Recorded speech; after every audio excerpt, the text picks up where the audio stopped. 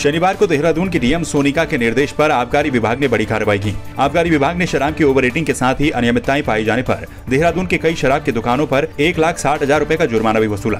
आबकारी विभाग की इस कार्रवाई से ठेका संचालकों में हड़कंप मचा हुआ है। ये कार्रवाई चक्राता रोड स्थित शराब की दुकान समेत प्रेम नगर, डांडा, लखौंड में भी की गई। आपको बता दें कि देहरादून डीएम ने आबकारी विभाग के अधिकारियों को शराब की दुकानों पर ओवर रेटिंग अनियमितताओं को गंभीरता से लेते हुए नियमित निरीक्षण कर दोषियों के खिलाफ सख्त कार्रवाई करने के निर्देश दिए थे।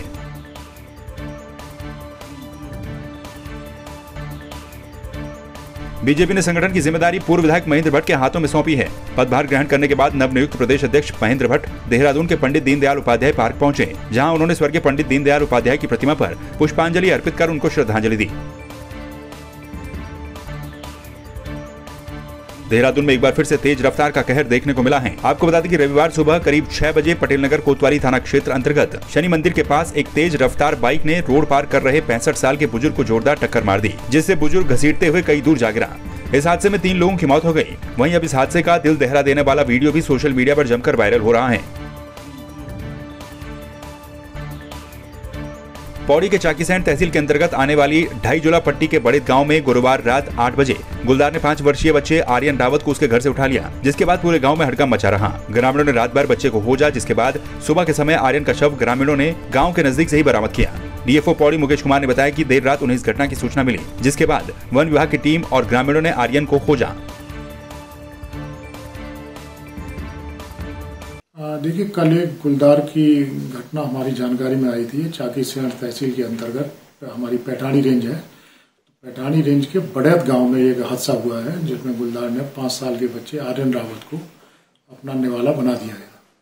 जैसे ही घटना की हमें जानकारी हुई है तो क्षेत्र में तुरंत ही फॉरेस्ट स्टाफ टीम भेजी गई, जिससे पेट्रोलिंग करके उस बच्चे की खोज की जा सके।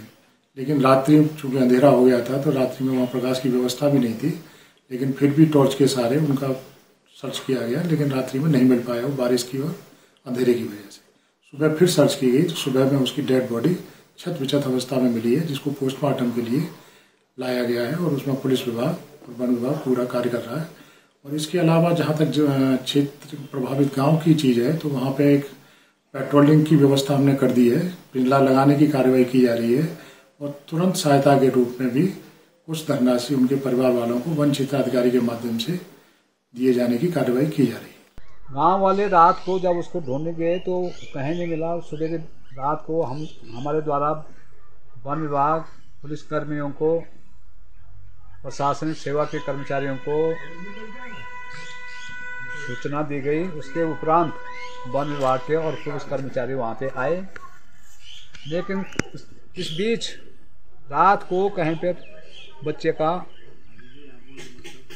पता नहीं चला, बच्चा नहीं मिला। विभाग द्वारा उसको कहीं नेवला किया गया। सुबह लगभग 7, साढ़े 7 बजे वन कर्मी द्वारा बच्चे का शव जो मृत पाया गया वहाँ पे मिला है, गांव के पीछे कुटगंडे गांव के वन पंचायत क्षेत्र में। बागेश्वर के गरुड़ ब्लॉक में रेयूनी लखमार रोड पर देर रात को घर जाते समय एक ऑल्टो कार तेज बरसाती नाले के बहाव में बह गई। हादसे के वक्त कार में 2 लोग सवार थे। जैसे तैसे दोनों ने नजदीक के पत्थर पकड़कर अपनी जान बचाई। ग्रामीणों की सूचना पर गरुड़ थाना पुलिस और फायर सर्विस टीम घटनास्थल पर पहुंची और उनका रेस्क्यू किया।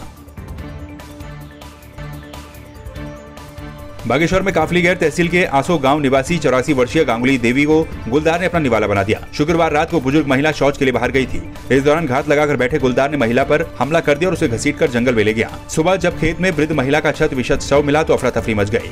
इसके बाद गाँव में दहशत का माहौल बना हुआ है। बेरीनाग के नगर पंचायत सफाई कर्मचारियों ने तहसील कार्यालय पहुंचकर नगर पंचायत के अधिशासी अधिकारी के खिलाफ प्रदर्शन किया और एसडीएम को ज्ञापन सौंपा, जिसमें उन्होंने कहा कि सीएम के द्वारा सफाई कर्मचारियों को प्रतिदिन 500 रुपए मानदेय की घोषणा होने के बाद शासन आदेश भी हो गया और अन्य निकायों में ये मानदेय मिलना भी शुरू हो गया, लेकिन उन्हें अभी तक मानदेय नहीं मिल पा रहा। इस संबंध में जब वो नगर पंचायत के अधिशासी अधिकारी से वार्ता करने उनके कार्यालय में गए तो उन्होंने वार्ता करने से इनकार कर दिया। वहीं एसडीएम अनिल कुमार शुक्ला ने शीघ्र मांगों पर कार्रवाई करने का आश्वासन दिया। पुष्कर सिंह धामी जी ने 500 रुपये प्रतिदिन कर्मचारी का वेतन किया था, लेकिन नगर पंचायत बेरीनाग में 500 रुपये प्रतिदिन कर्मचारी को वेतन नहीं दिया जा रहा। और कर्मचारी जब अपनी वार्ता करने के लिए ईओ साहब के पास जा रहे हैं तो ईओ साहब कर्मचारी मुझसे बात नहीं कर रहे हैं, मना कर दे रहे हैं बात करने के लिए। और इसी चीज़ का विरोध करने के लिए आज हम नगर पंचायत ऑफिस में गए थे। ईओ साहब ने हमसे कोई बात नहीं करी और हमें वहाँ से मतलब मुँह ही नहीं लगाया हमको। और उसके बाद में हम आए हैं अब तहसील परिषद में एसडीएम साहब के पास अपना ज्ञापन देने के लिए। या तो हमें 500 रुपये प्रतिदिन का मानदेय दिया जाए और नहीं तो हम कल से ही अपने धरने प्रदर्शन हड़ताल करेंगे। उनको जो है शासन ने एक आदेश जारी किया है कि 500 रुपये के हिसाब से जो है मजदूरी मिलनी चाहिए, लेकिन उनका जो ठेकेदार है वो 316 के हिसाब से उनको मजदूरी दे रहा है। तो इसलिए उनमें आक्रोश है कि हर जगह पर जब 500 हो गया है तो हमारे यहाँ भी 500 होना चाहिए। साथ ही साथ उनका ये कहना है कि हमें धुलाई भत्ता भी कपड़े की मिलता था 500 रुपये, वो भी ये काट ले रहे हैं, वो भी नहीं दे रहे हैं। इस प्रकार उनका जो है कहना है कि उनके अपने बच्चों का पालन पोषण नहीं हो पा रहा है, हमारी जो है मजदूरी को बढ़ाई जाए। और साथ ही साथ उनका कहना है कि इस समस्या को लेकर हम ईओ के पास गए थे और ईओ हमारी बात सुन नहीं रहे हैं। तो हमने कहा कि ठीक है, इस संबंध में हम जो है मंगलवार को एक बैठक करते हैं और ईओ को भी बुलाते हैं, आपके ठेकेदार को भी बुलाते हैं, आपको भी बुलाते हैं और वार्ता करके इसका हल निकाला जाए। टेलीविजन के reality show master chef kitchen की विजेता रिपुदमन हांडा रविवार को देहरादून पहुंचे। उन्होंने गोविंदगढ़ स्थित एक रेस्टोरेंट का उद्घाटन किया। इस दौरान मास्टर शेफ रिपुदमन ने बताया कि हमेशा से ही कुकिंग में उनकी दिलचस्पी रही है। उन्होंने कहा कि जब आप अपना प्रोफेशन चुनते हैं तो इससे सेटिस्फेक्शन मिलता है। इसी जज्बे की वजह से उन्हें एक चांस मिला और अब क्षेत्र में लोग उन्हें जानते हैं। मुझे कुकिंग में इंटरेस्ट था बहुत और एक सेटिस्फेक्शन लेवल होता है जो हर इंसान को पसंद होता है। जैसे ये है, इसको जिम करने में पसंद है, अब खाने में इंटरेस्ट है, तो मुझे शुरू से कुकिंग में इंटरेस्ट था और यही मेरा पैशन था। और इस पैशन में मुझे एक ऐसा चांस मिला जहाँ पे बहुत सारे लोगों का प्यार मिला मुझे और आज जहाँ पे हूँ मैं बहुत खुश हूँ। टिहरी गढ़वाल का पौराणिक तीर्थ धाम बूढ़ा केदार मंदिर तीर्थ यात्रियों के लिए 12 महीने खुला रहता है, लेकिन तीर्थ स्थल के आसपास शराब माफियाओं ने अपना जाल बिछाना शुरू कर दिया है। इसके विरोध में क्षेत्र की महिलाएं और युवकों ने एकजुट होकर आवाज बुलंद की है और जमकर प्रदर्शन किया। महिला मंगल दल के अध्यक्ष अनिता राणा ने कहा कि बाबा बूढ़ा केदार को शराब माफियाओं की बुरी नजर लग चुकी है। शराब माफिया प्रत्येक गाँव में शराब की तस्करी कर रहे हैं। साथ ही कई नेपाली परिवारों के द्वारा भी कच्ची बनाकर बड़े पैमाने पर बेची जा रही है। महिलाओं ने राजस्व पुलिस के खिलाफ भी रोष व्यक्त करते हुए प्रदर्शन किया।